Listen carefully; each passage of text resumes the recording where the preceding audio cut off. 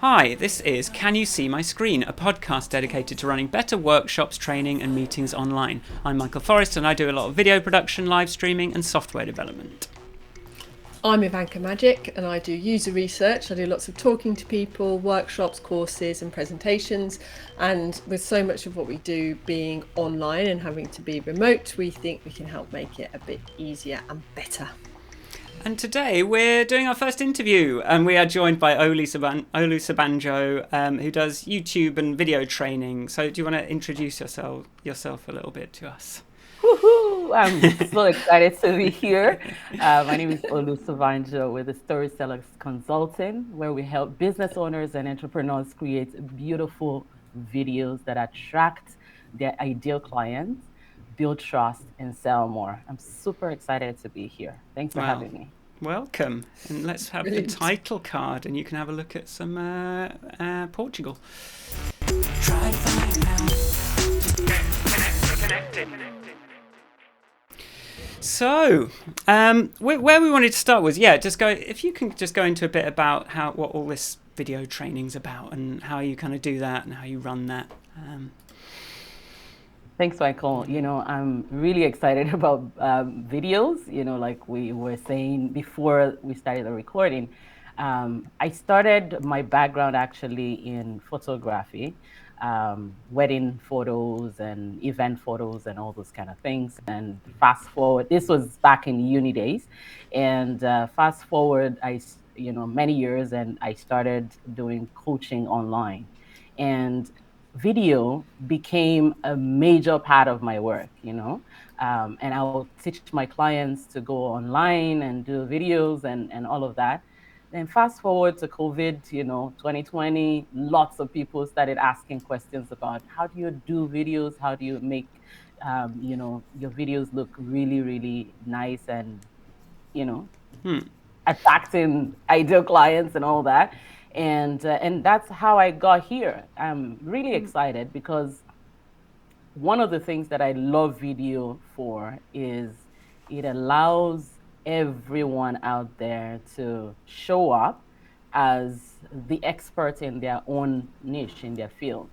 And video just makes it so easy because people are able to almost feel like they know you because they see you on videos, right? So that's the kind of that's the reason why I really love videos. And I don't know. And so what does the training, and so when people initially were people sort of noticing the quality of the video you were doing and coming to you asking questions, and that's how it kind of got started? So just from having that photography background.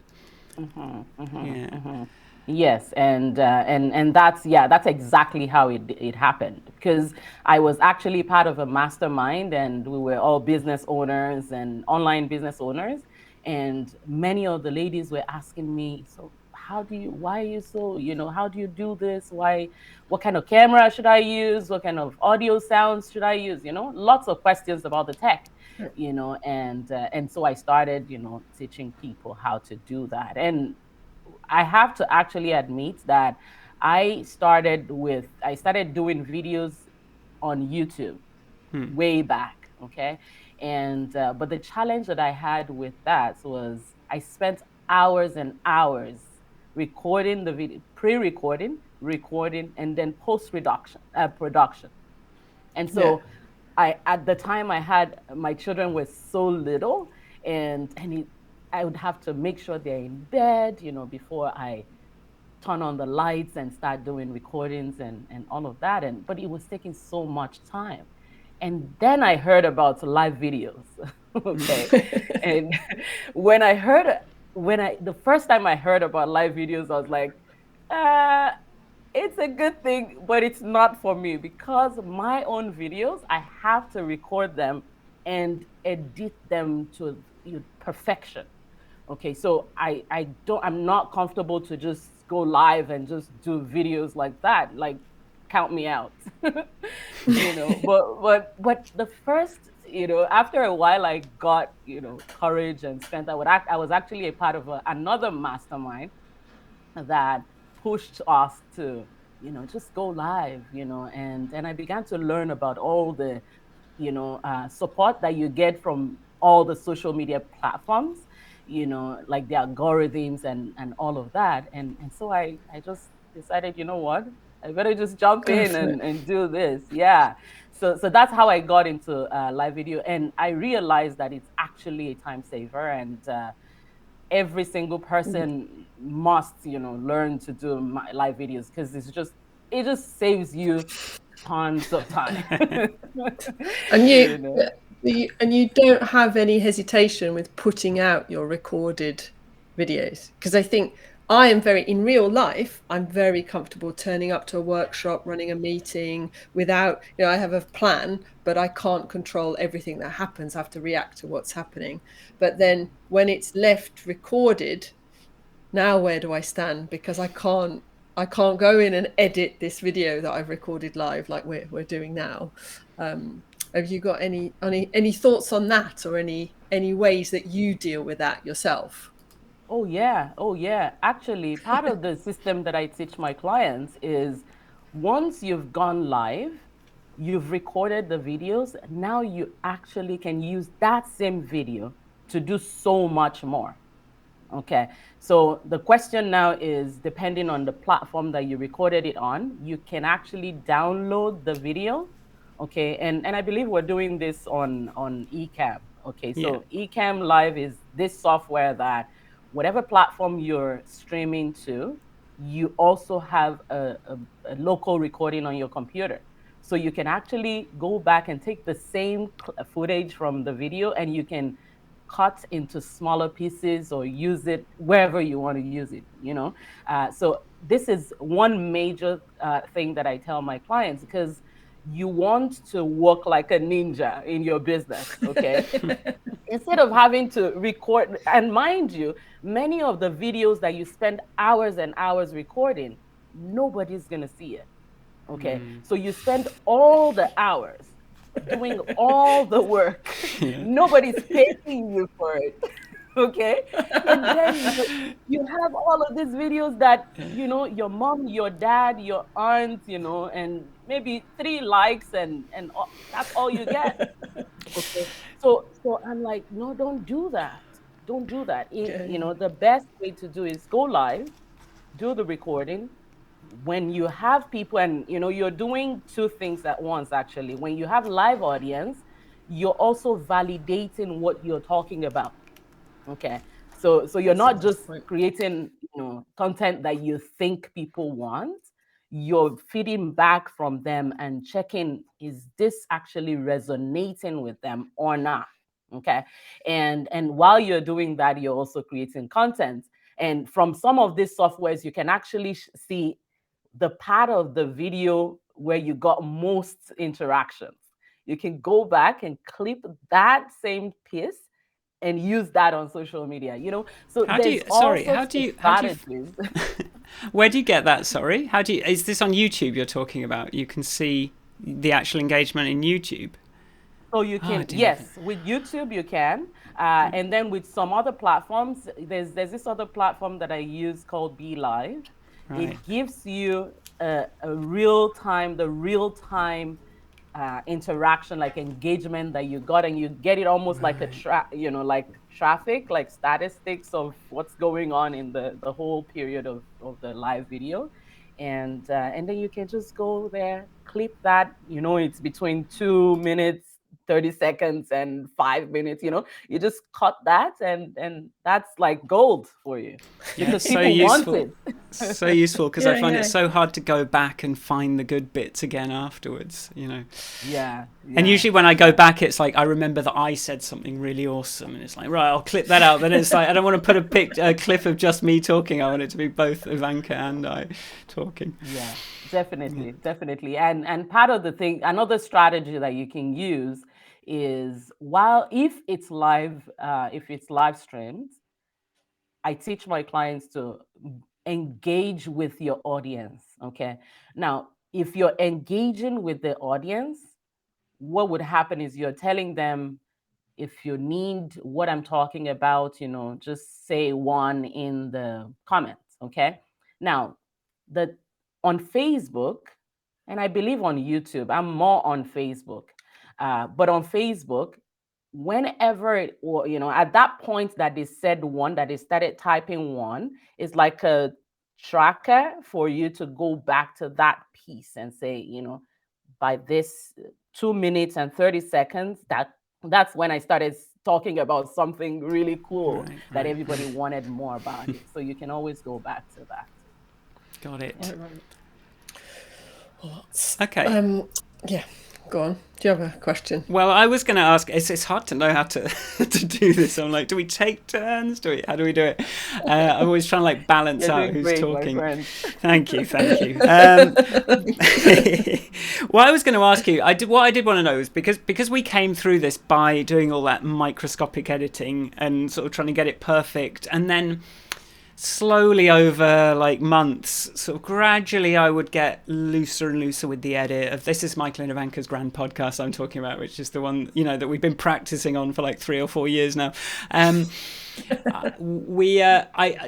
remember one week when I just went, okay, I just loosened my grip on all of the little pauses and edits, and that's a week that someone tweeted us about it, and went, hey, this is a really good podcast. And I was like, oh, well, that's a good sign that I don't need to make it absolutely perfect.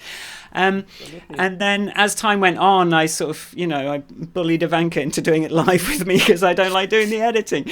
But my question is, do you think people can go straight to live? Or do you think they need a little bit of editing and a little bit of listening back to themselves first? Like, how do you approach that initial stage if you've never done the editing? Definitely, and that's a very good question because we're all different, okay? And the reason why we're scared of the camera is different for each person. Okay, and part of the things that I would recommend for any single person that I meet is, yes, you need to jump out, but first of all, we need to find out, what's the challenge that you have around the camera, okay? And then once you're able to nail that, don't stay there, okay? Don't stay there. Just discover what it is, jump on camera, and start doing it. Now, you may need to go ahead and do some recording of yourself before you do the first live stream. In short, one of the first day that I was going to go live, what I did was I actually went live privately. Okay. So, Got it. it's like a monster that you want to conquer, right? It's like, I'm not sure I can do this, So I did it, but with Facebook, you can actually go live privately and nobody sees it. And you're like, oh, it's not gonna kill me. It's not that bad after all, And then after that, I just, was able to do it. But still, I was still jittery, and I was still like, shaky. Actually, the first one that I did, I made sure that I didn't hold my phone because I knew it was gonna be so, shaky like that. So I made sure that I put it on a stand, So for sure, people can, for some people, it's not as hard, okay? It's not as hard to just jump on a live stream and just do it, okay? But for a lot of people, you just have different reasons, and especially when you start to share your expertise, you want to make sure that you organize what you're saying in a way that will get the results that you're trying to get, right? And so that's where sometimes it could be a bit complicated for people. Yeah. I suppose there's an element of separating your expertise, the bit that you want to say, from the how you're going to say it, or what you're going to wear, and whether your hands are shaking or whether your voice is loud or not. So that's kind of like getting to grips with the room versus getting to grips with your subject matter. Yeah, that's quite an interesting way of separating it, I think. Yeah, for sure. It's extremely. I mean, it's if anyone is gonna just go in and, I mean, if what you're trying to achieve, okay, if we always go back to what is it that you're trying to achieve with the video, okay, lots of people, right now feel like, with the social media videos and all of this, you're able to share to the whole world, and you have like a billion people opportunity, potential reach, right? Yeah. But then the question is it really going to fly? Like, so it's, we have to always go back to learning and making sure that we have everything clear, that we're just not wasting the time that we have and wasting your time and the time of your audience as well, so yeah. Yeah. So do you help people? So do people come to you generally? They already kind of know their niche or what expertise they have, or are you kind of coaching them through that decision as well? Okay, so when I started my coaching business, what I actually started with was helping people niche down and find their expertise and all of that.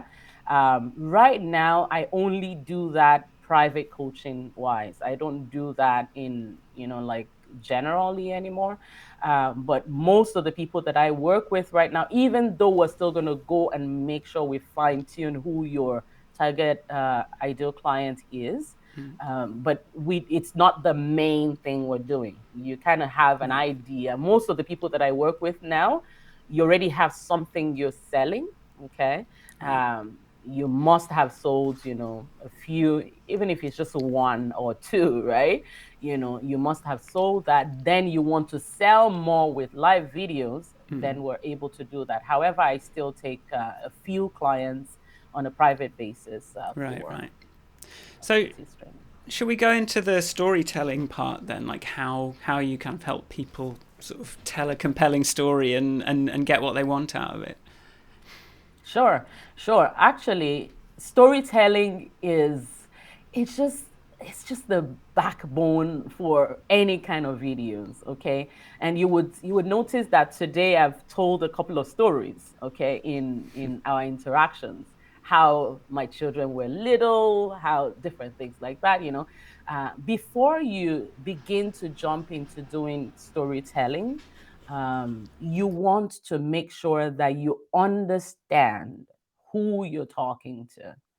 Because if you tell a story that does not resonate with the people that you're talking to, it's just like we were just talking, you wasting their time. As a matter of fact, I was in a meeting with a lady recently, and she was telling me she saw this other lady that was live, and she was telling them all sorts of things and showing them the garbage in the house and all of that. Now, influencers can do some of those kind of things, but if you are a business owner and you're trying to, get more clients with in your business, you have to be strategic on the kind of video, the kind of stories that you get to share with the people. Right. Okay.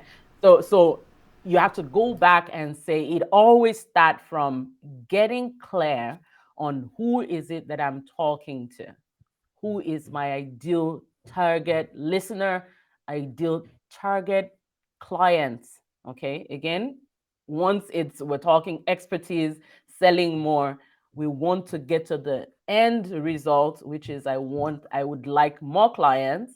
And so the story that I tell must resonate with the people. And so the way it works to choose the story and to tell the story would be, once you're clear on who you're talking to, you pick out a few stories that are part of the story for the ideal audience.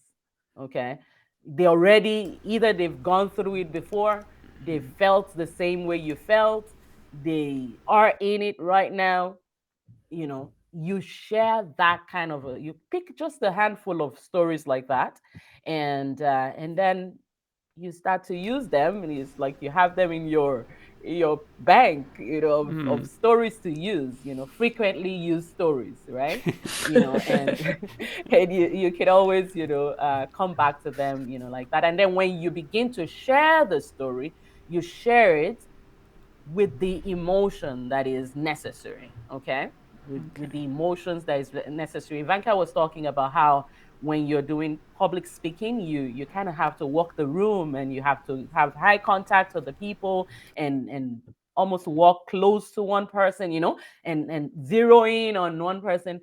All that we're not able to do on video because you don't have a live audience right in front of you, right? However, Yeah. with your emotions, you're able to do that.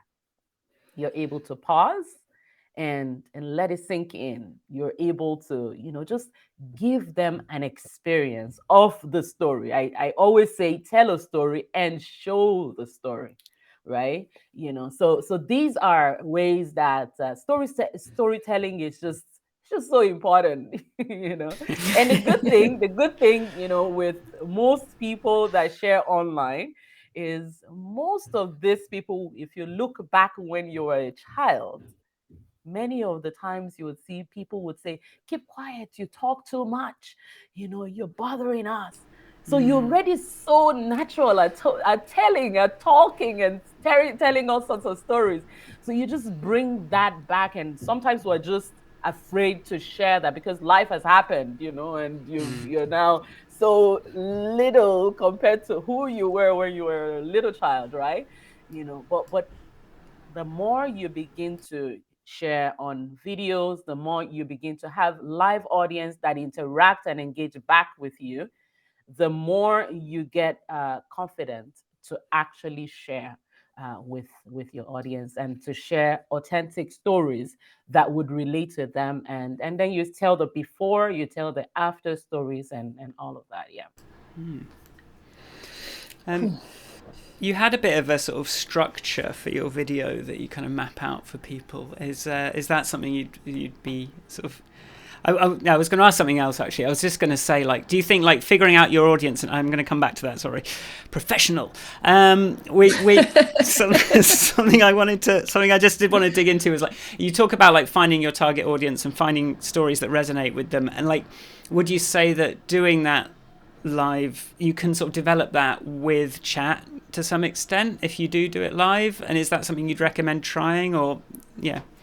Absolutely, 100%, 100%. Because once you begin to talk to real people live, you're able to get a feel of what they want from you. Most of the times when we start out online and we start to, do different things, as a matter of fact, I started all this, journey with blogging. And then I had a few of my friends and family that would listen, and then after a while I started doing videos, and I saw how hard it was, so I changed back to podcast. And then I recorded 100 episodes of my podcast, and all of that helped to fine tune where I was. And I published a couple of books also. So the journey, it was a journey, okay, for me. However, it was, as I continue to interact with people, I start to see what they want from me. Now, I started out thinking I have something to share, okay, but then the more you interact with people, you start to see that it's not about me, it's about my audience. And so, I don't know who said this, Zig Ziglar or somebody said, if you go out there and you help people, I'm just paraphrasing, if you help people, you're going to get solutions to your own problem. You're going to get rich. You're going to get all the things that you want to do. So it's more listening to people. Yeah. Actually, when you listen to people, you're able to see the need where they have need, the kind of transformation that they need, what they want from you. Okay. And as you're doing that, like for example, video, I never thought I was going to teach anyone how to do videos until people started coming and saying videos, and I'm like, video is just the easy thing to do, just do it. but then I realized that it's not. For me, it's Yeah. and so at the beginning also, I would tell people, oh, you do XYZ, you just say, I just water hose Yeah. on everyone. But then I realized that no, it doesn't help anyone that way. When you actually now take that one person that is interacting with you, you can listen to them, find out what their exact need is, and then create a solution. And then, most of the times it comes to you selling more of your product. Okay. Yeah, well, I can So this attest to is, yeah. that. I can attest to Well, that this week. yeah, Like, yeah. absolutely talking to people. And Ivanka's someone that, like, I come to when I'm like, how do I? Because I have users of my app, and I say to Ivanka, like, how do I talk to people? Like, how do I ask them what they want? So, yeah. No. No, for real, for real. Asking them what they want is like gold. It's just, I can't overestimate, overemphasize actually how important asking people what they want is. Now, Mm, sometimes it's going to sound redundant, especially when you're talking to people that are already pro in whatever it is that you're talking about.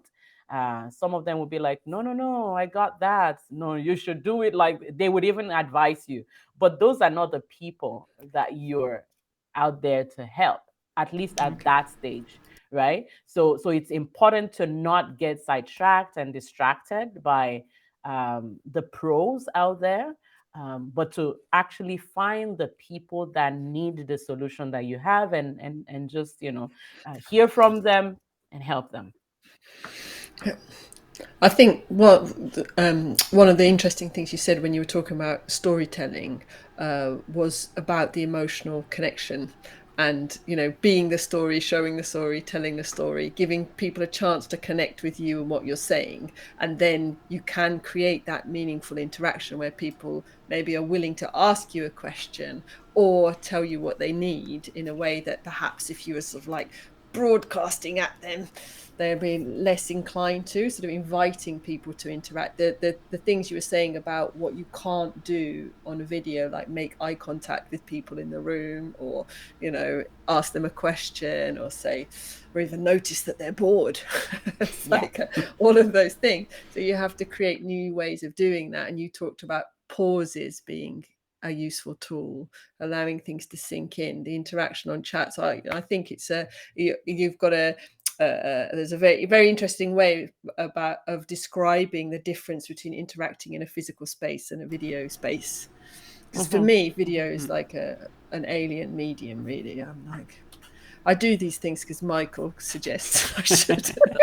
All right, then. I trust Michael, therefore I'll come along Give it a and be go. I on know. Twitch. No, I but for sometimes feel like real. a little old lady. Like, what is this Twitch that you want me on? I will join. Anyway. No, for real, for real.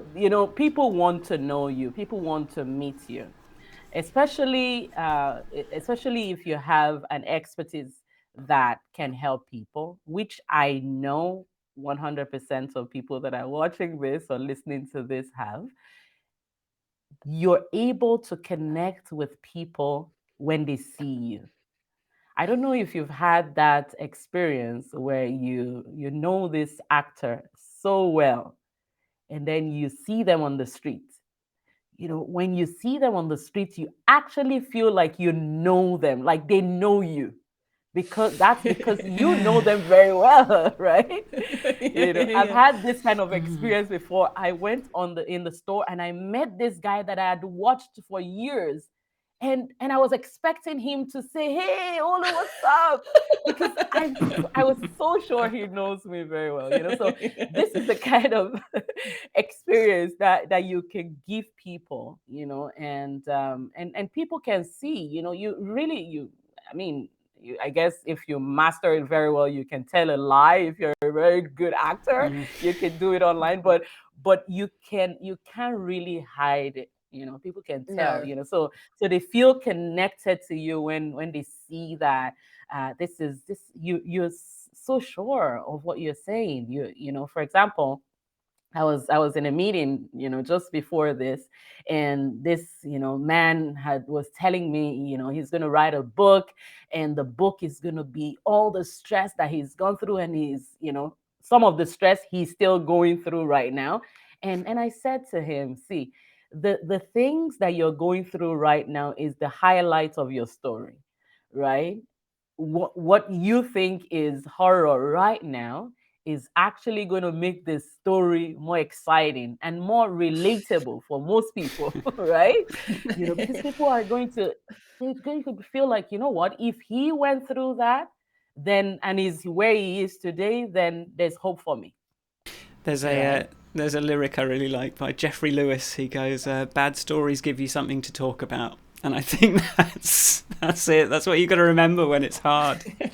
Yeah. Yeah. Um, 100%. let's move this. Like I think I've decided the way I want to ask this is how do you prepare for like a tight presentation? You're going live, because I've gone live so many times with no plan, and I just like mumble away, or I work, or I do something, and I don't really know what the point of it is, and it's like it's a pain to plan. And even our podcast, the other podcast, we're sort of like we sort of turn up and just start talking a lot of the time, like with a very little kind of a subject, but as if we're trying to be sort of more professional about it and trying to actually provide real value to people, I know that you have some advice and some structure that you help people impose on their live streams. So can you tell us a bit about that? Absolutely, absolutely. And you have to, when you're going live, let me start with that. When you're going live, you want to give value. Okay. You want to give value and you want to maximize the time that you're with your audience. Now, also considering the fact that many of the people that are going to watch the video are not going to watch it live. So you want the replay experience also to be a good experience for the people that are going to watch it. So that's why, for example, if you see someone go live and they're like, hello, I'm waiting for people to join me. I can't wait. Let's see, is my sound working and all that? It's good. It's a strategy that you can use to actually get more people to come join and increase the viewership. However, you must also add the clause that they should fast forward. For those that are watching the replay, they need to fast forward to minute five, 5 and 33 Yeah. seconds, right? But if all that is taken care of and you're ready to live stream right away, you jump on camera, the very first thing that you do is you need to have a hook. Okay, a hook statement. Okay, a hook statement is something, just think of it like you're scrolling through your social media. Okay, whether it's Facebook, Instagram, wherever it is that you're doing your live stream, people are there just scrolling. Okay, you want to say something that's going to get the attention of the person, that would make them stop the scroll.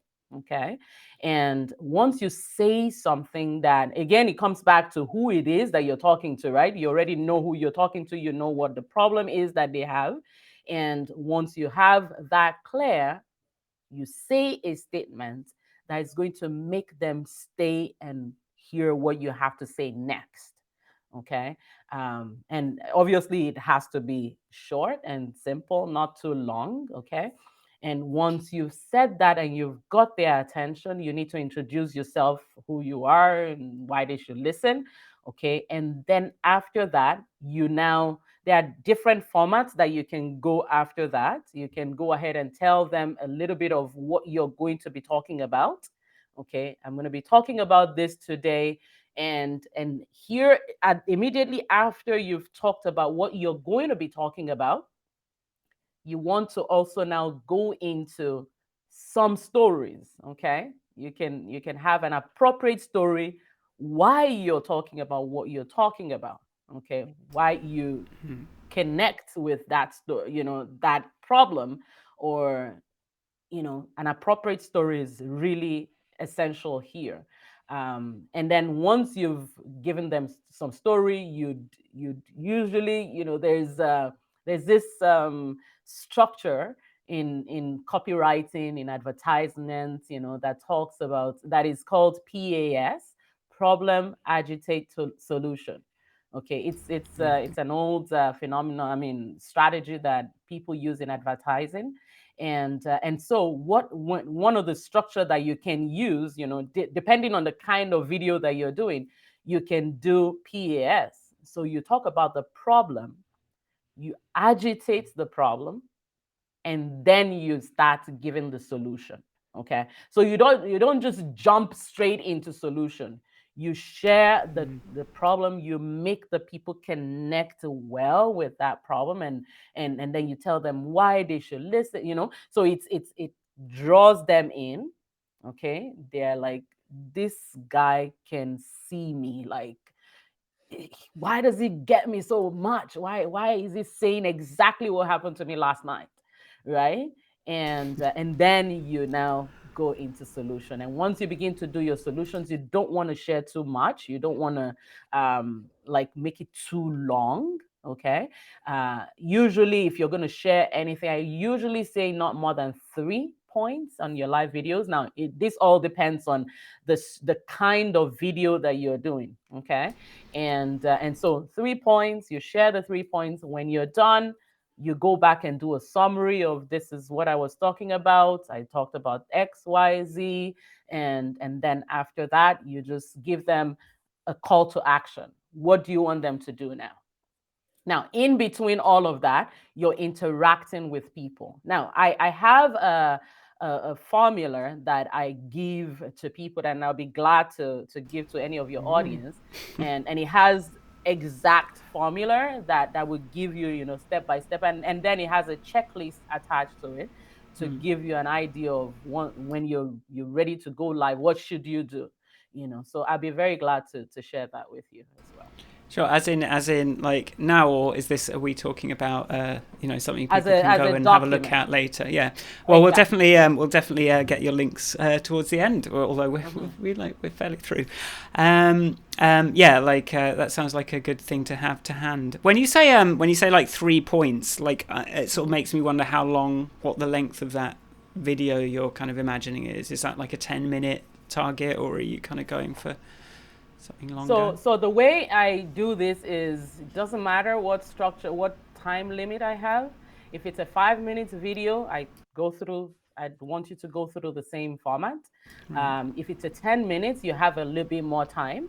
And if it's longer, obviously you're able to adjust better. But however, even with a 3-minute video, you can go through the format. You just say, right, hey guys, this is, and you just make sure that you go through the formula in your head or on the screen, or, just always have that handy. Got it. And just before I let Ivanka ask something, are you saying we should optimize this delivery for the playback? Because I always have this problem where, like, I don't know when anyone's going to enter my stream, so it's almost like I want to always have that, like, introduction or like onboarding or whatever it is, like context setting at all times, which is obviously impossible to do. But you're saying, like, you can't, it's really hard, you can't really grab someone's attention with your hook as they're scrolling through if you're currently live. So I guess that, but you're saying, like, because it's so useful as a reusable piece of content, that if you approach it that way, then maybe in the moment you'll have some chats, but some people will come in and they'll come out, and so you're saying you can't really kind of like account for that so much. Absolutely. However, if you know who you're talking to, and there are a couple of things that you could do also, like inviting them and all that. So people actually want to hear what you have to say. So you will, if you do the process well, you will actually have people that are there and are listening. Okay. They are with you. Okay. And so you're doing it for those people, but you're also remembering the fact that a lot more people are going to watch it after. So you want that experience to also be beautiful for them as well. Okay. Yeah. Very good. Well, I don't think I have any more questions personally. Okay. I mean, I could talk to you for hours, Olu. I'm enjoying this very much, and it's making me think about many things that I'd like to. I kind of need to digest and think about how it applies to the various things that I do, and how it applies to this. A lot more of my work is in a sort of more of a corporate environment. I'd say a lot of business to business stuff, bigger audiences. People have been told they've got to be there because it's like a very different. So I'm not out sort of like looking for an audience very often, but rather sort of engaging people who don't know. They're people who've been invited, they're there for a reason, we've got to talk about something, but I've got to leave them with something, and I've got to impart some information. And there's a lot of the kind of things that you're using in this streaming video world that we could do more, or we could appropriate a little bit and try and work out how to make those meetings less dull. I think Yeah, for sure. in the simplest element, like, you know, there's a lot about video that I don't know why. I was speaking very personally. It's like I'm perfectly happy to perform if I'm doing a presentation in a room, but for some reason, if I'm on a video, it's like suddenly it's like, oh, what? But I'm not a performer. It feels more like a performance for some reason, like you're acting, or like you're there to entertain because it's going to be on a screen. I don't know. Maybe it's just so. I find so it's very interesting listening to your advice and watching you, actually, just how you present yourself. I'm enjoying your focus and the fact I really feel like you're talking to me, which is also very nice. So much to learn. Thank you so much, Ivanka. Thank you. I'm glad to hear that. And actually, you mentioned, you know, the one of the challenges that people have with camera, because you feel like you need to eat. I have to actually confess that you have to go back to my old YouTube videos. And what I would do is I'll sit down and I'll be, hello, this is Olu Sobanjo, you know, and all proper, because I think on video you need to be proper and really cool, right? But really, no, we don't need to be. But you are you know, just proper the same and way really I'm cool. going to be talking to you in the coffee shop. I need to just be myself, you know, and yeah, so it's that actually makes it easier for people to connect with you, because that person they're connecting with on camera is real and not the fake old the me, like, right? or I watch this news presenter that I feel like I'm supposed to be like now because I'm being serious and grown up. Yeah. I think it's like this switch. But yes, I think, you know, on the subject of being proper, you are being very proper, I'd say, the way you're presenting. But yeah, there is that, like, oh my, I've got to put my grown-up self on. But yeah, yes, it's a very interesting thing, isn't it? This whole performance life. Should we like, I feel like we've covered this, but I mean, maybe we can, I mean, we're at 40 minutes, but I just want to see if we can sprinkle a little kind of bit of magic on the end of this and just say, like, I asked you why you do this, Olu, and I just really enjoyed your answer to this. Can you tell us, like, what got you started on this journey in the very first place? Very good. Thank you actually for bringing that up. As a child, okay, when I was a child, I was very skinny. I was very, very skinny, and I grew up. I mean, I grew up in Nigeria, and I think it's because of the poverty and all sorts of ideologies, you know, and things that people go through in Nigeria. Um, if you're a tiny child in the family, it's like you're not representing the family well. So you need to eat up and add some flesh, you know. So I was very tiny, and I had this funny vein in my head that whenever I laugh, it just stands, you know, like that, you know, and my teeth, because, you know, you can see my teeth. When I was little, I was told that my teeth was crooked, okay, and I believed it, okay. So when I became a teenager, I became so self-conscious that I would not smile. Any picture, in short, if you see my teenage pictures, you would have, I don't think I have any that I was smiling in it. And I'll be like, you know, it's time to take a picture. I'll just go, you know, because because I don't want anybody to see my ugly teeth, right? You know, and all of these things that go on in the head, right? Um, and then I discovered photography. Gradually, I began to see that I'm not actually ugly.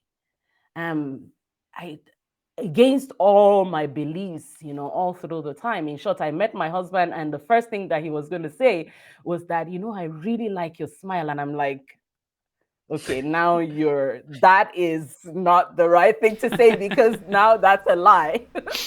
And I didn't believe it, because I was like, I don't like my smile. Why would you like my smile?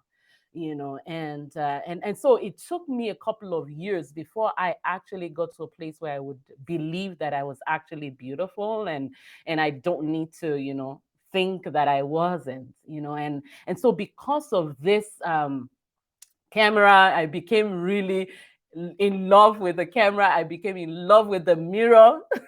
Okay. And so, so it just transitioned to videos. Okay. And so I tell that story to say that we all have different stories why the camera is scary. Okay. Now, and once we recognize that that story is there, we just need to know that, but that's an old story. Some lady was telling me last week that she had this presentation in school, and she froze and she couldn't talk in front of people. And up till today, the thing was still affecting her. But that's an old story that we need to retire and bury and let it go. Just use it as a plaque on the wall. That's it, and move on, right? And so now I get so excited to help people draw out what it is in them that is making them afraid of the camera. And just what I discover is, once that's done, you just blossom, you just come out, and the juice that is in you, you're able to share it with the world. You're able to, see impact and make a difference in the lives of people all around. There are different strategies that I use with my clients. Obviously, we can talk all day, but Yeah. but for sure, what you do is, just let the joy and the wisdom that is inside you, because if you know very well about something, people there are many people that don't know 10%, in short, 1% of what you know. And so if you can help those people, why not? Right. So that's why, when we're packaging, we make sure that we package things that would actually solve problems for the audience. I don't know if that helps. That's